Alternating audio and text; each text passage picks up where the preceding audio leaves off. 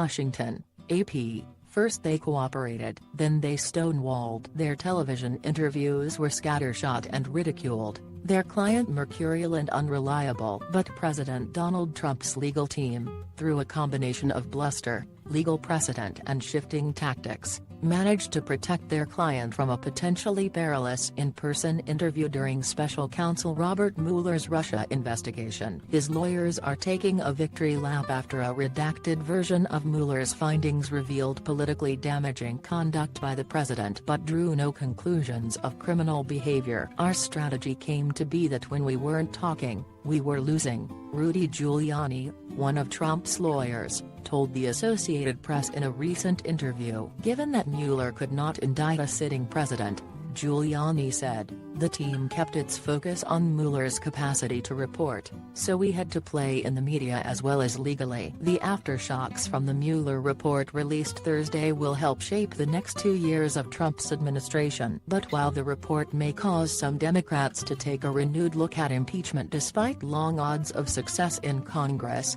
the legal threat to Trump that seemed so dangerous upon Mueller's appointment in May 2017 has waned. At the outset, that appointment led Trump to predict the end of my presidency. The White House struggled to recruit top Washington attorneys, many of whom were reluctant to work for a temperamental, scandal-prone president who repeatedly claimed he would be his own best legal mind. The initial strategy of the Trump legal team, including White House attorney Ty Cobb and personal defense lawyer John Dowd, was to be as cooperative as possible with Mueller's prosecutors and ensure that investigators got access to the documents they requested and the witnesses they wanted to interview. The Trump lawyers hoped to bring about a quick conclusion to the investigation. Believing he could exonerate himself, Trump initially expressed a willingness to sit for an interview with Mueller's team. A date was set for that to take place at Camp David. But then the president's lawyers moved away from the plan, in part by arguing that the special counsel already had gotten answers to his questions. It became the most transparent investigation in history,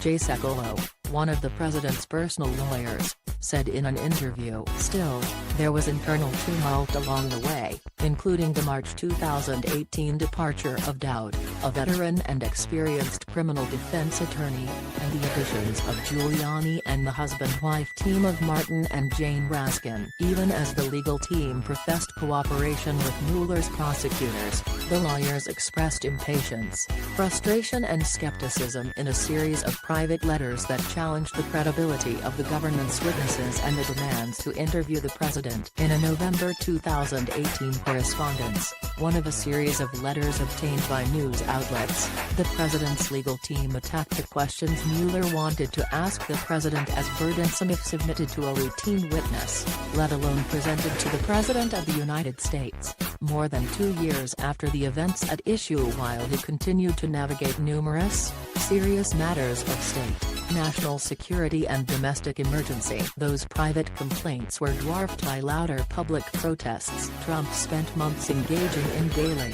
sometimes hourly, attacks on Mueller's team, declaring the investigation a witch hunt and questioning the integrity of the investigators. Giuliani, in many ways more of a television spokesman than conventional lawyer, amplified those attacks. He went so far as to accuse the investigators of misconduct and to portray Mueller, who as a Marine officer had led a rifle platoon in Vietnam, as unpatriotic. The former New York City mayor became a human smokescreen, making accusations and offering theories often meant to distract and obfuscate. He was a punchline on cable news channels, and his interviews were mocked as blunder-filled performances. But there was a method to Giuliani's shtick, at least at times. More than once he let slip revelations that initially were perceived as gaffes but later were recognized as efforts to get out ahead of potentially damaging news stories. 2 examples include payments to Stormy Daniels, a porn actress who claimed an affair with Trump,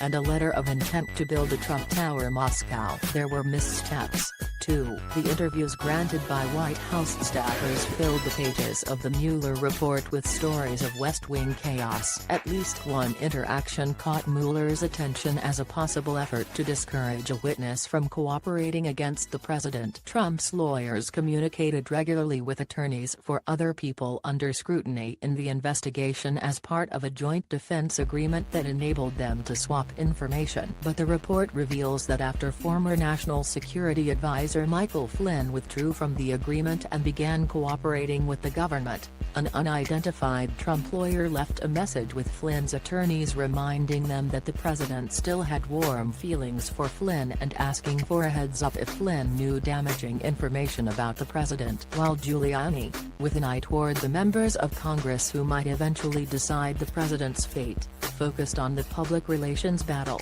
the legal team also worked behind the scenes to argue that Mueller could not use a subpoena to compel Trump to give an in-person interview, which carried potentially grave risks for a president prone to making false statements. I think they were right to think that it would hurt him to speak to Mueller's team, and as it turns out, they were right to think that he could get away with refusing to speak with Mueller's team, said Stanford Law School professor David Alan Sklansky. Mueller's team, which spent about a year negotiating with Trump's lawyers over a potential interview, ultimately agreed to accept written answers on Russia-related questions but never spoke with the president in person, making the move to block an interview with Defense Lawyering 101 because defense lawyers as a matter of course don't like to let clients in legal jeopardy speak to investigators, said Duke Law professor Samuel Buell. Mueller never acted to subpoena Trump. The special counsel did not conclude that Trump's campaign colluded with Russians, with an eye on following a Justice Department legal opinion that prohibits indicting a sitting president.